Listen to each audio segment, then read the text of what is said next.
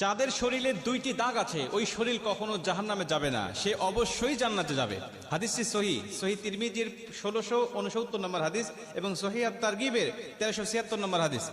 হযরত আবু উমামা রাদিয়াল্লাহু তাআলা আনহু হাদিসটা বর্ণনা করেছেন। রাসূল সাল্লাল্লাহু আলাইহি ওয়াসাল্লাম বলেন, যাদের শরীরে দুইটা দাগ আছে এবং যাদের শরীর থেকে 2 ফোঁটা তরল পদার্থ নির্গত হয় ওই শরীর কখনো জাহান্নামে যাবে না, সে অবশ্যই জান্নাতে যাবে এবং আল্লাহ পাকের কাছে এই শরীরটা সবচেয়ে প্রিয় শরীর। রাসূল সাল্লাল্লাহু আলাইহি ওয়াসাল্লাম বলেন, 1 নম্বর দাগ হলো যে ব্যক্তি জিহাদের ময়দানে আল্লাহকে খুশি করার জন্য, আল্লাহর দ্বীন কায়েম করার জন্য অথবা আল্লাহর সন্তুষ্টির জন্য যে ব্যক্তি বাতিলের মোকাবেলা করতে গিয়ে শত্রু পক্ষের আঘাতে তার শরীরে ছোট্ট একটা দাগও যদি বসে যায়, এই দাগটা কিয়ামতের ময়দানে সুপারিশ করে বা এই দাগটা থাকার কারণে কিয়ামতের ময়দানে আল্লাহ পাক তাকে জান্নাতে দিয়ে দিবে। নবীজি সাল্লাল্লাহু আলাইহি ওয়াসাল্লাম বলেন, 2 নম্বরে ফরজ ইবাদত সমূহের কোন একটি দাগ যদি তার শরীরে দেখা যায়, যেমন নামাজ পড়তে পড়তে সেজদা দিতে দিতে কপালে